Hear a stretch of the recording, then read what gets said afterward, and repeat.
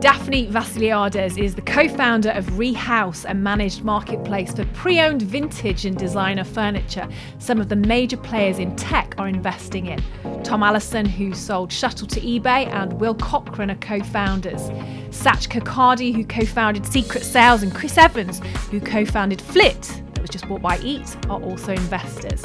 So who is the mysterious Greek entrepreneur who graduated from the London School of Economics that's now staking a claim in the £16 billion luxury resale furniture market with her recently launched company, Rehaus? It's time to challenge design perspectives with Daphne Vassiliades. Welcome, Daphne, to the Designerati podcast studio. So, custom says that we start with an icebreaker, something that our viewers wouldn't typically associate with you, and that we might think, oh my goodness. I don't know about oh my goodness, but I did bring something. It's a picture. It's a picture of a painting that's in my living room from one of my favorite artists, who's a Greek artist, surprise, surprise. I'm very into contemporary Greek art. And he died last month, which is very sad because he's also my favorite painter. And I brought it because it might amuse you, because my kids complain about it all the time because it's about the size of this wall. And this particular painter paints a lot of nudes. So it's a painting of a woman who's naked lying in bed with Eros, the god of love, who's also naked. And they always say we have...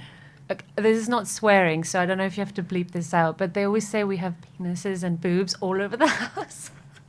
Because I do actually have a lot of paintings of naked people. But it's art. Let me look. Anyway, I thought it would amuse you. Oh, I love. And just to give a bit of a platform to Greek contemporary art while I'm here. Why do you love it so much? I don't know. I just love the colors and the silhouettes, and those are kind of signature colors and silhouettes of his. His name is Fassianos.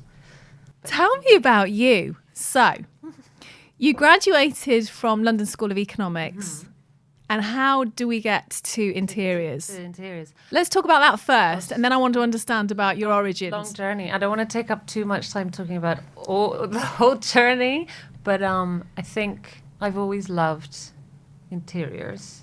It's always been on my what would I do if I didn't do what I do now list, if you know what I mean. Also, my father's an architect.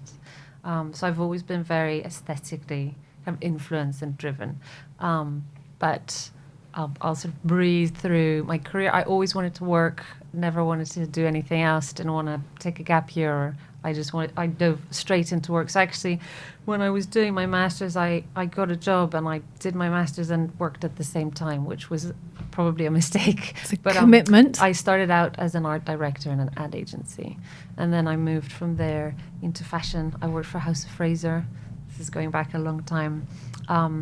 Always kind of in marketing. And then I moved to Harrods, where I was publishing the Harrods magazine. And then I moved into luxury hotels. So always kind of in environments with, particular aesthetics, and especially the hotel group I worked for, which used to be called Ian Schrager Hotels and then was called Morgan's Hotel Group. And it's been bought by two different companies ever since then, but it was designed by Philip Stark. So again, a very sort of highly aesthetic environment. And then I moved from hospitality back into sort of luxury lifestyle. And then I always had the entrepreneur's bug in me, if I'm honest. I always wanted to do my own thing. Are you Ghost Kitchen? And that was my previous startup. Yeah. Mm-hmm. But actually, after I left hospitality, I ran another startup that was selling pre-owned luxury vintage fashion online, called Atelier Meyer. This is 10, 15 years ago. And then I went back in-house and I worked for Debrett's for a bit. Then I worked for Mario Testino, the photographer. And then I really wanted to go back and do my own thing. And I really wanted it to be in design and interiors, because that's always been kind of my big passion on the side, which is kind of how this all came about, because Tom, who is my co-founder in Rehaus, is an old friend, and he has a lot of properties in London. He also has a business in property, and I started dabbling in interiors, and he let me dabble with interiors by allowing me to interior design some of his properties that he rents out. So that was my first foray into interior design. So I never studied it, but I just obsessed with it. And so I'm putting the pieces together. Yeah. So the cookie trail, the cookie crumb trail, we've got the father who's the architect, and then we have the career trajectory, which includes a lot of many luxury brands. Luxury brands, and just always wanting to kind of do my own thing. And also always buying furniture and like doing stuff to and selling it. I'm literally obsessed with First Dibs, Vestiaire. Oh, it's so great that you know, because not everybody knows these marketplace. eBay. You think they do, but they don't. I mean, we think they do, but they don't. I mean, it's a 16 million pound. Sorry, is it 16 billion? Yeah. 16 billion pound market. So this is an exciting place to be experiencing this pre-loved secondhand. How do you refer to it? So we refer. Well, I'll tell you what. So typically, because actually when I ran the fashion company, people always ask what is vintage. So we typically say that vintage is something that's at least 20 years old.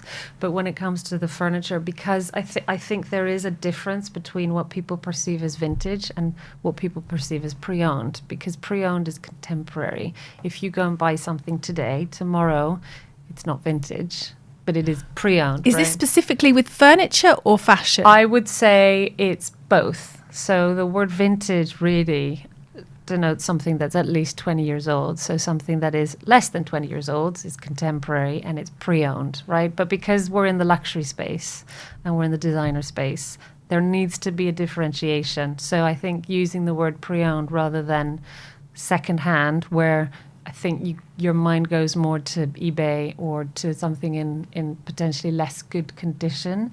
So you need to have a different term. Otherwise, people will probably not understand what space you're in. That's all. It's just to ensure that people understand. That's the reason that I call it pre-owned.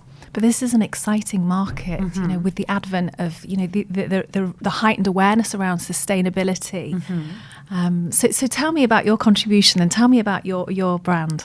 So to close the gap between where we left off before, so I continued dabbling in being an entrepreneur, and then at some point, Tom and I started chatting about the fact that he sold his last company to eBay, and when he was at eBay, you get access to a lot of information, and he learned some very interesting things. And one of those things was that eBay's top sellers are sellers of refurbished goods in every category apart from furniture, because the furniture category in eBay is driven by consumer sellers, and consumer sellers can't take good photos or do good listings or deliver. So there's a huge opportunity there.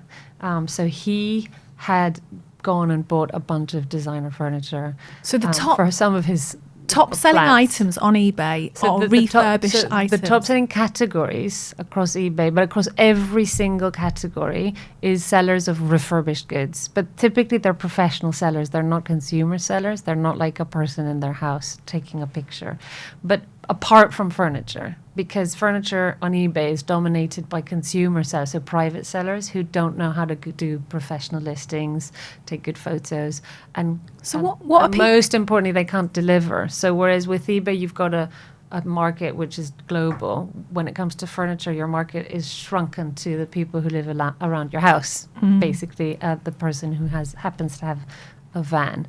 I think that was when he first thought, this is interesting, and he knew that I wanted to do something with interiors because, as we said, we touched on that before. So he started buying up designer furniture for his apartments, and then I think he got a bit carried away, bought quite a lot, and then I set up a photo studio in a friend's warehouse and started taking pictures of all, nice, good photos of all these pieces. Is this something you have an ability to do? Yes, so I'm also kind of a natural photographer.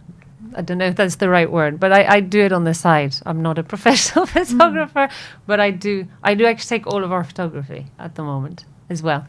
All the stuff on your website is breathtaking. That's me. Thank you. Really? Available. For now. So anyway, so we listed it on First Dibs and some of the other marketplaces and eBay, and it started to sell. So we realized there was, a big opportunity.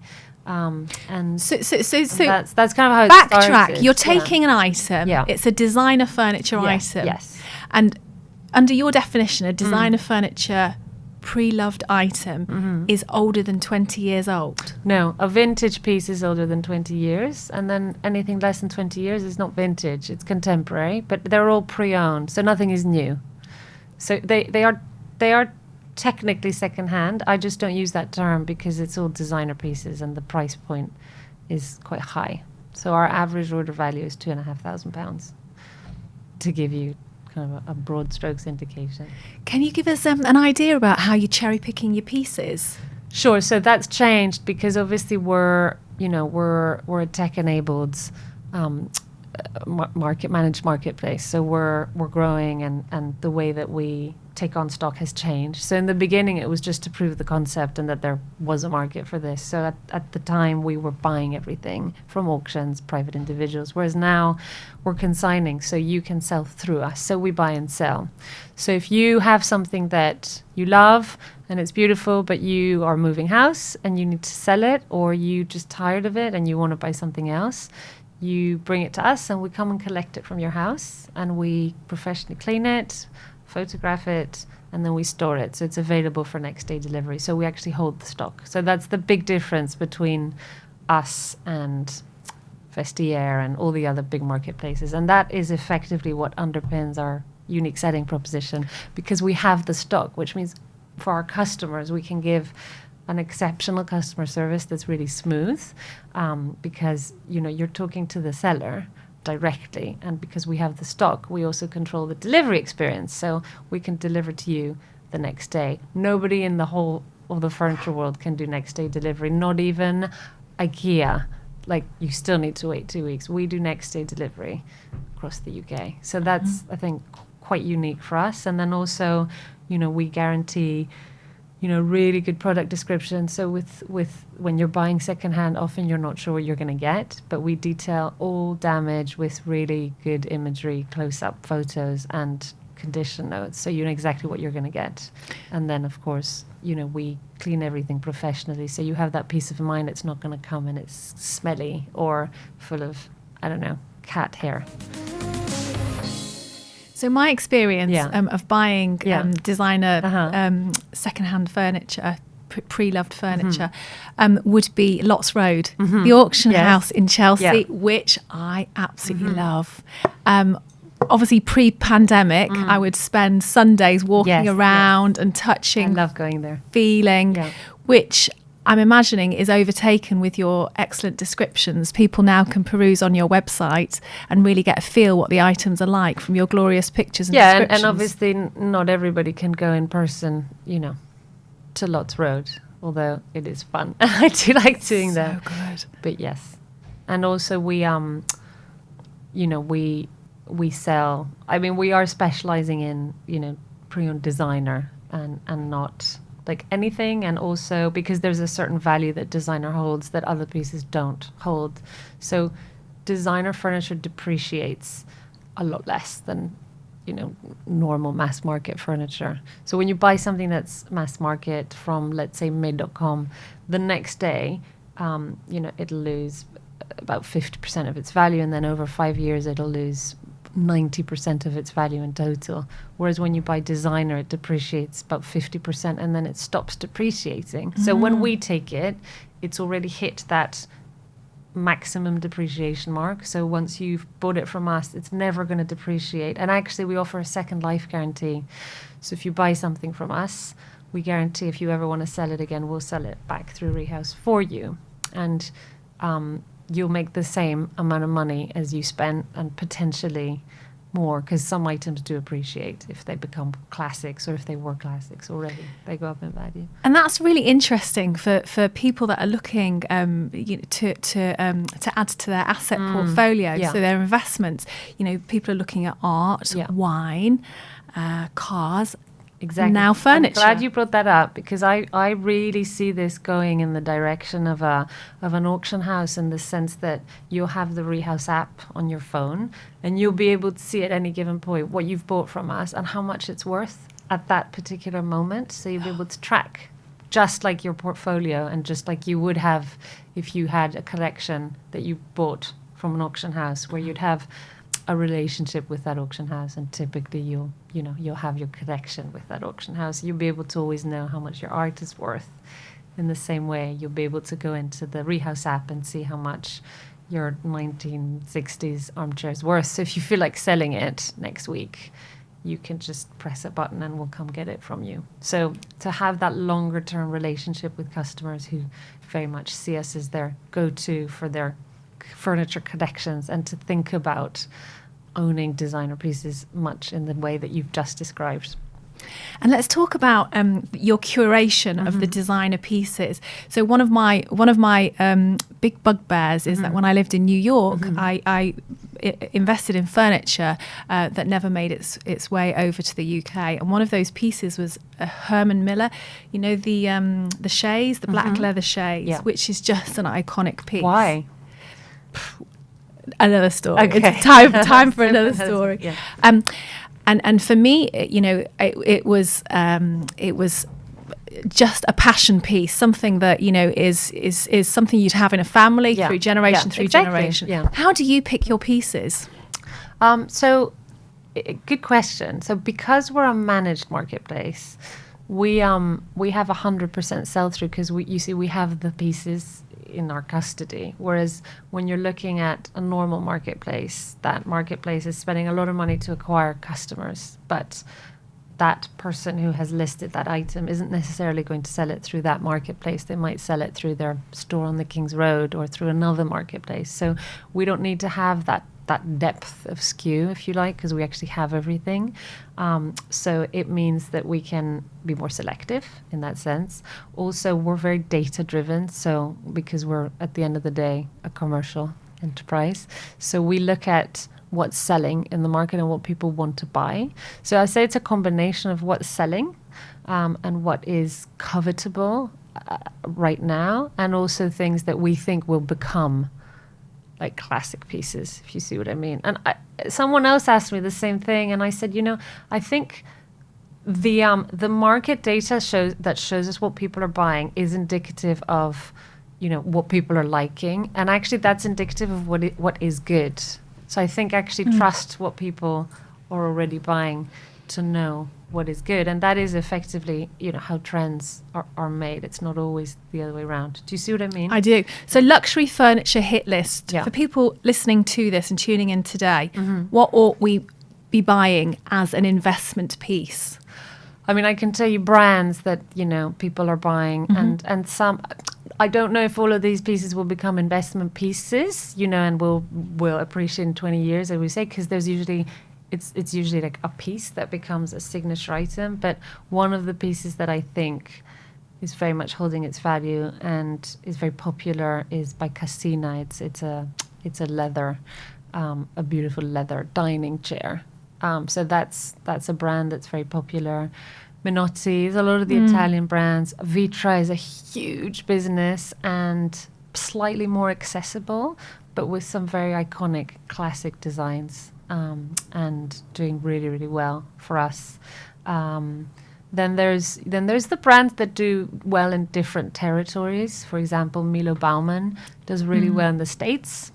We have a huge USA custom based there, and we ship a lot to the US. But that brand doesn't do so well in England. So it also depends where you're selling to, I would say.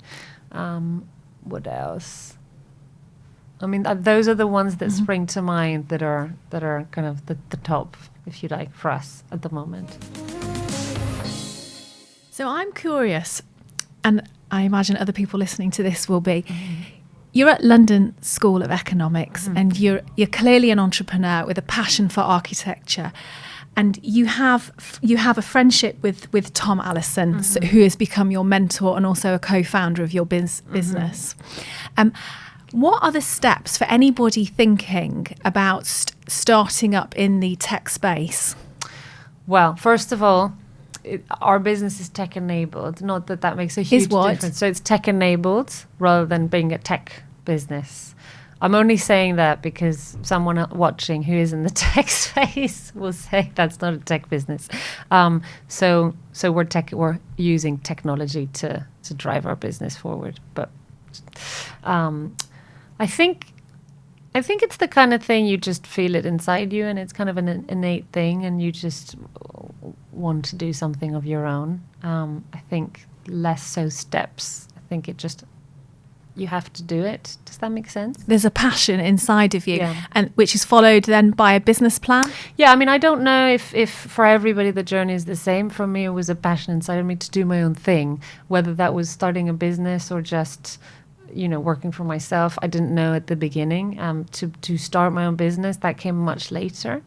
And I think, it doesn't matter where you are in your professional life cycle and when that journey begins. But for me, I always knew I wanted to do my own thing, but to do it as a business came sort of 15 years later than the start of my journey, if you know what I mean. I always wonder what comes first, the passion or the project? I think you have to be someone who's passionate about doing your own thing. And I think if you don't have that, you're never going to be an entrepreneur. I think you might have a really good idea suddenly that hits you, and because you're a very entrepreneurial person, you would see it through. But what I have found in my own journey and through meeting entrepreneurs, because you inevitably meet people who are kind of in your industry, and I've met a lot the last 5 years, is that actually it's more people who want to do their own thing, and then they're kind of looking for an idea that they think is a good idea, and then when they find it, they aha moment. They go for it. But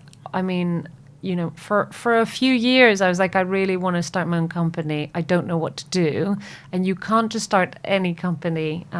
It's got to be something you really, really, really believe is going to work. That's the only thing I'd say. But I have another friend who's just. But how do you know something is really, really going to work? What are your takeout advice for anybody listening to this who wants to really, really make something work? Well, I think you need to believe that it's a good idea. Sort of even in an abstract way, you have to think this is a really good idea, and that's not always something that's science backed or data backed. You've just got to feel it. And I think more often than not, again, based on my own experience and the people I've met, it's after you've had a career potentially or had other jobs. Although I've also known entrepreneurs who have just done nothing else since they were 20, and Tom is an example. And Satch is also an example. But actually, my friends who've started businesses been much, much later into their careers after having run businesses and had many other jobs where they've had an idea. And I think by then you have a good sense of, the market and what it takes and what it needs, if you know what I mean, in order to assess whether an idea is good. And then obviously, you need to do your research and look at the market and write a really strong business plan, and the numbers need to make sense.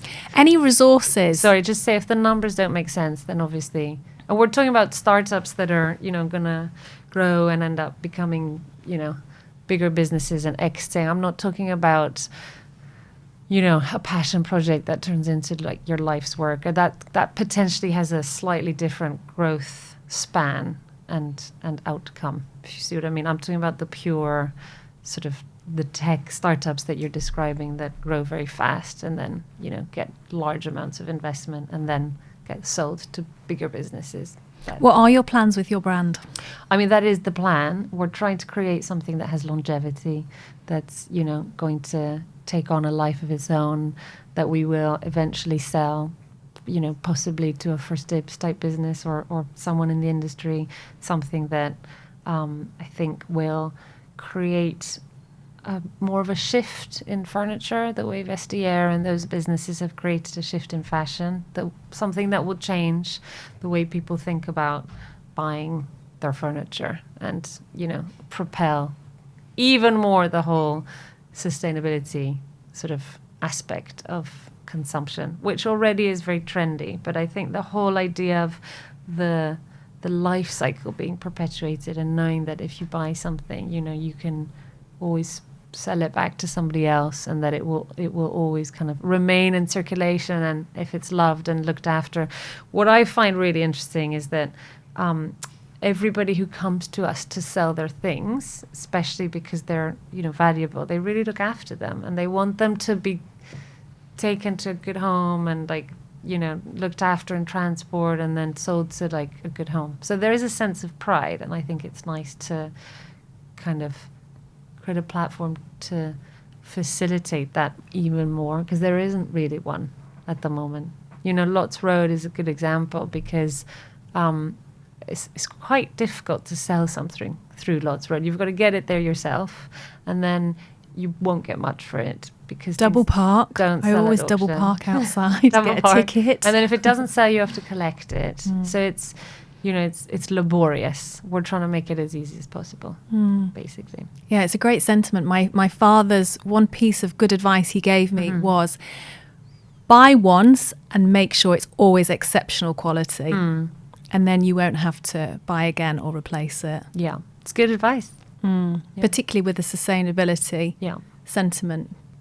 Any resources for people looking to create a tech-enabled or a tech startup business, in this industry or not? I think that's one of the wonderful things about starting a business in London and in the UK.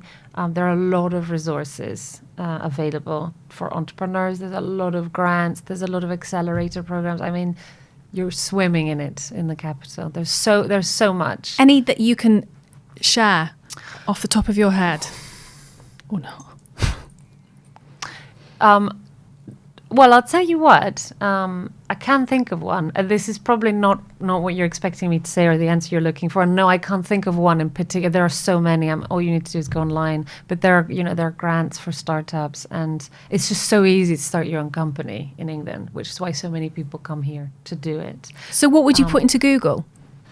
Accelerator program for startups. Just the tax benefits. There are so many tax benefits for investors that make it really easy to invest your money and mitigate your losses. So there's a government funded scheme called EIS investment, which allows people to take investment up to 500,000, and 50% of that can be claimed back through HMRC by an investor, which is a lot. So, just that is a scheme that's been created to,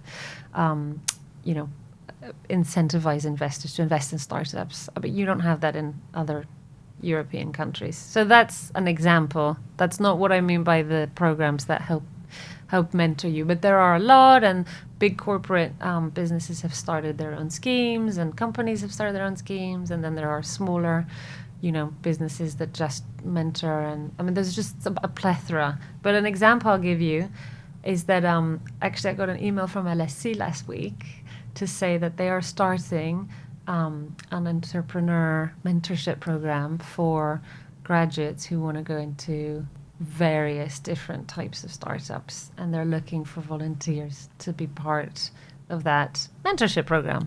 So even universities are, doing it. So there's a lot available.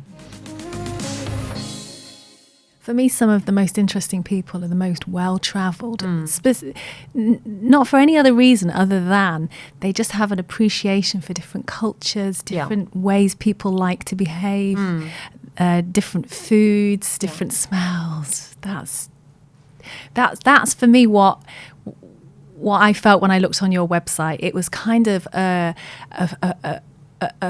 smorgasbord of colour and flavours and sounds and movement. Yeah. It's fluid. Yeah. I love travel. It's my favourite thing. Yeah. Where's your favourite country to travel? Italy, funnily enough. Which part of Italy? Tuscany. Okay. Although I've never been to Sicily, so no opinion yet, but I really want to go. Yeah, I'd recommend it. So, right, dream projects. Okay, so if you were to curate the interiors of, say, a reception room. You mean in a house? In a house. Yeah? Let's discuss key pieces that you would place. And I'm interested as well, do you ever combine high street or more, can we say affordable, with the luxury?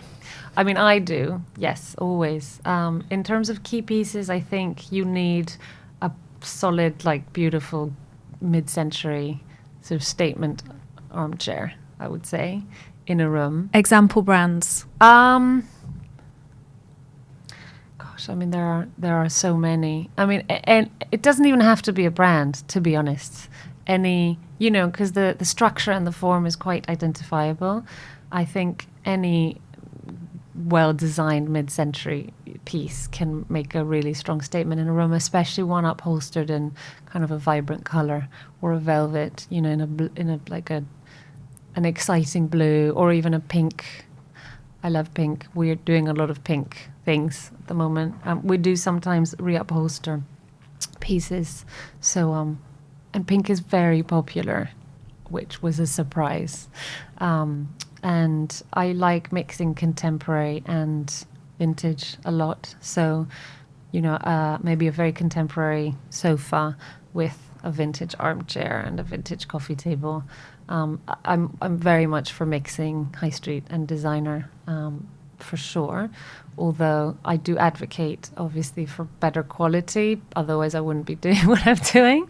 But yeah, I'm not going to lie, because I think I would be a hypocrite to say I haven't got anything from IKEA. And there are some amazing, amazing pieces that actually have gone on to become design classics from IKEA. Any that you can share? I mean, yes, and this is totally off like brand and nothing to do with what we do. But actually, when I had my second child, there was this high chair from IKEA that I was obsessed with, because I hate normal baby chairs because they look really ugly. So, of course, I wanted something that looked like very designer. And I couldn't find anything, because all the expensive stocky ones and all of that is very, like, it looks like a baby chair. I wanted something with lines and, like, geometric, clean sort of structure and all this stuff. And IKEA had this amazing baby chair that was black, matte, beautiful design, probably quite uncomfortable. And I couldn't find it because they didn't make it anymore, and it was so expensive on eBay. And I did eventually buy it on eBay because they weren't making it anymore for twice the price of what they were selling it for. I mean, that's not the best I love the fact that you bought your baby. Yeah. I know you love your babies, because we talked about your children. We talked about them before, but I love the fact you bought your baby an aesthetically glorious high chair that was really uncomfortable. I mean, it was not uncomfortable. It was just wooden, but it didn't have like the ergonomics. It didn't have the ergonomics and like the cushion. It was just a wooden, you know, like the old school ones. I like anything old school. We've still got it somewhere in the basement. It's beautiful. So for anybody, are there any high street stores that you would recommend for peppering furniture around your luxury pieces? I mean, so many. I think Made. I use Made.com. Yeah, I've seen some beautiful. I remember this desk a few years ago.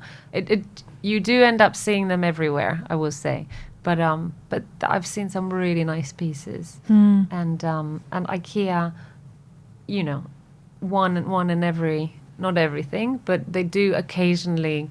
I have a chair from IKEA. It's a copy of a mid-century armchair, Danish, and also very expensive on eBay now if you try and find it. You know, so it depends on the piece, but they do have some rare finds that are great.